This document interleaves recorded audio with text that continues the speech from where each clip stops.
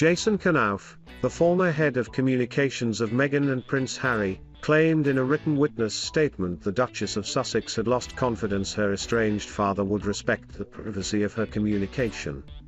In his written evidence, Mr. Knauf claimed Meghan had indicated in text messages to him in August 2018 she recognized the possibility her father would make the letter public.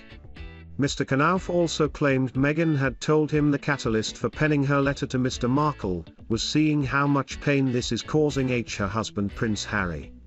The Duchess said she was writing the letter in part to allow the Duke to demonstrate to his family that some action was being taken by the couple to stop Mr. Markle from continuing to engage with the media. She added that while unlikely perhaps it will also give my father a moment to pause. Mr. Knauf added, she asked me to review the text of the letter, saying obviously everything I have drafted is with the understanding that it could be leaked, so I have been meticulous in my word choice, but please do let me know if anything stands out for you as a liability. He added, on the specific issue of the letter, the Duchess indicated in messages to me that she recognized that it was possible that Mr. Markle would make the letter public. She wanted to write a letter rather than an email or text message. Other options she had considered and discussed with senior royal household staff, as a letter could not be forwarded or cut and pasted to only share one small portion. As part of a series of messages on the 24th of August, 2018, she explained that she had given careful thought to how to prevent the letter being leaked in part or in a misleading way. In the event that it was leaked, she wanted the full narrative as set out in the letter to be understood and shared. She said she had toiled over every detail which could be manipulated. In texts read out in court, the Duchess allegedly told Mr. Knauf, "Honestly, Jason, I feel fantastic. Cathartic and real and honest and factual. If he, Thomas Markle, leaks it, that's on his conscience, but at least the world will know the truth. Words I could never voice publicly." Meghan also allegedly wrote to Mr. Knauf the letter was simply an appeal for peace and a reminder of what's actually happened. In his written evidence, Mr. Knauf also claimed the Duchess had asked whether she should call her father Daddy in her letter. He said, she also asked a specific question regarding addressing Mr. Markle as Daddy in the letter, saying given I've only ever called him Daddy it may make sense to open as such, despite him being less than paternal, and in the unfortunate event that it leaked it would pull at the heartstrings. Meghan also wrote a witness statement rebutting the evidence given by Mr. Knauf, who worked as her aide from the moment she joined the royal household to March 2019. The Duchess said in her statement she had decided to write the letter to Mr. Markle following discussions with unnamed senior members of the royal family in August 2018. Mr. Knauf, she said, was not privy to these conversations. She also stressed she did not think her father would leak the letter as it would show him in a bad light. She said, the proposition that saying that I recognized that it was possible that my father would leak the letter, albeit unlikely, is the same as saying that I thought it likely that he would do so is, I would suggest, absurd. The Duchess said the text exchange showed she went to considerable lengths to ensure that the letter only went to my father. She also said she was eager to please the royal family, which at the time she had recently joined by marrying Prince Harry in May 2018. She added she was especially sensitive to their concerns about her father's public attacks on them. Meghan claimed some royals had suggested she fly out to see her father in person, but she believed it would be impossible to reach him privately without risking bringing yet more embarrassment on her in-laws. The Duchess said, it is correct that, as I said in my texts to Mr. Knauf, the situation was putting significant pressure on my husband, both externally and by his family, and I felt strongly that I needed to do something about it. I felt that, even if my attempt to stop my father talking to the media failed, at least my husband would be able to say to his family that I had done everything I could to stop it. Meghan penned a letter to her father in August 2018, extracts of which were published in 5 articles by the Mail on Sunday and the Mail Online in February 2019. In October 2019, Prince Harry announced his wife was suing Associated Newspapers, publisher of the Mail on Sunday, Mail Online and Daily Mail, claiming these stories misused her private information, infringed her copyright, and breached the Data Protection Act. Meghan won her case earlier this year when Lord Justice Warby said the publication of the extracts of this letter was manifestly excessive and hence unlawful. Giving a ruling in February, the judge said the majority of the content published was about Meghan's behavior, her feelings of anguish about her father's behavior, as she saw it, and the resulting rift between them. He added, "These are inherently private and personal matters." Lord Justice Warby also concluded he could make his ruling without the need for a full trial. Associated Newspapers is now appealing to the Court of Appeal and is arguing the privacy, copyright and data protection case involving the letter from Meghan to her father should be sent to trial.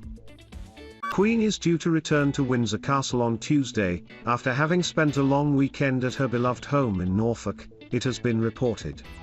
The sovereign is understood to be feeling refreshed following her stay on the Sandringham estate.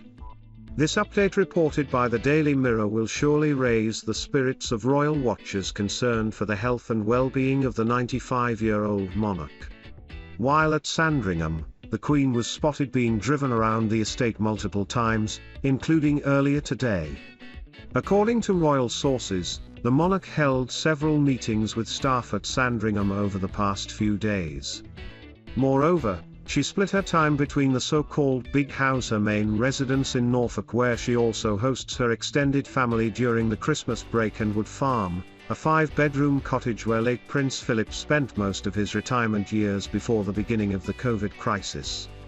The Queen's weekend away from Windsor took place after the 95-year-old was said to have the intention to host a traditional royal Christmas at Sandringham. The winter royal feast, the first one since the death of Prince Philip in April, would take place after last year members of the House of Windsor could not come together to celebrate Christmas with the Queen due to the pandemic. The sovereign's return to Windsor Castle would come in the run-up of a deeply important date in the Queen's diary, Remembrance Sunday. The monarch is currently abiding by her doctor's orders to rest and only carry out light desk duties and virtual audiences. As a consequence, she has cancelled a few key in-person engagements, including a trip to Northern Ireland on October 20th and her attendance at the evening reception of COP26. She will also miss the Festival of Remembrance at the Royal Albert Hall on Saturday, surely to be attended by other working royals. However, the Queen, who is also the Commander-in-Chief of the Armed Forces, has said through a Buckingham Palace statement to have the firm intention to attend in person the National Service of Remembrance on Sunday.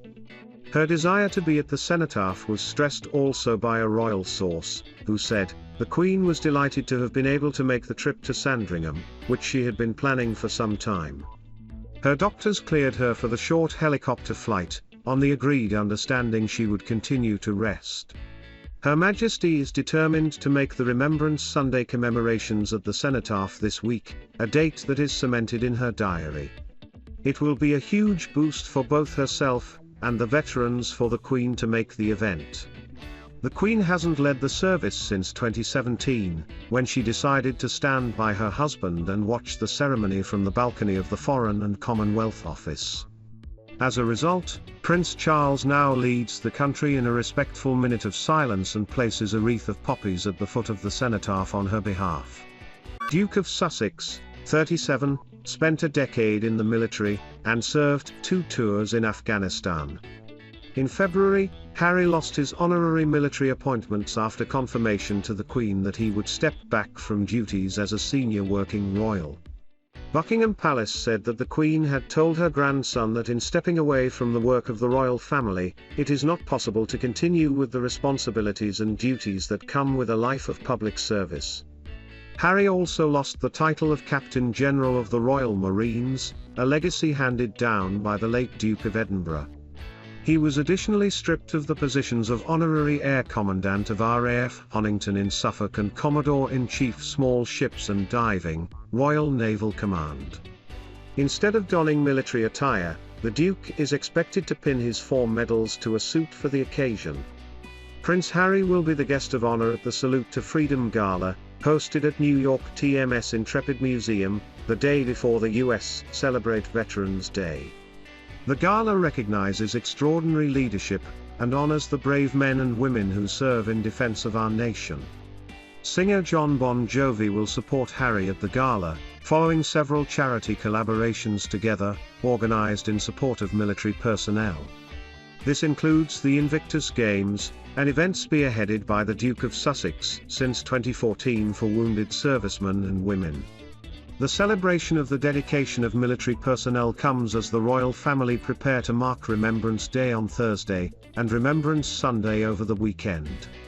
Harry TM's grandmother, the Queen, still intends to head up the royal family TMS tributes at the Cenotaph in Whitehall on Remembrance Day on Sunday, despite recent cancellations to her royal engagements. Remembrance Day, which falls on November 11th, will be a Thursday this year, but official commemoration takes place on the closest Sunday to that date. Remembrance Day marks what was Armistice Day, or November 11, 1918, the day an armistice agreement was agreed to end World War I. The observance of this day, including a brief period of reflective silence, has taken on a wider significance of remembering those lost to war, not just World War I. On Saturday night, prominent royals will also attend the Royal British Legion TMS Festival of Remembrance at the Royal Albert Hall. Members of the royal family also tend to be present at events to mark the event each year, including the opening of the Field of Remembrance at Westminster Abbey. If she is able to do so, the Queen is planning to lead the royal family TMS observance on Sunday. However, she will not be present at the Royal Albert Hall alongside other senior royals on Saturday. Roya Nikar, royal editor at The Times, writes, "The Queen, 95, intends to lead the royal family TMS tributes at the Cenotaph on Sunday, in what is expected to be her first public engagement after several weeks of rest on medical advice."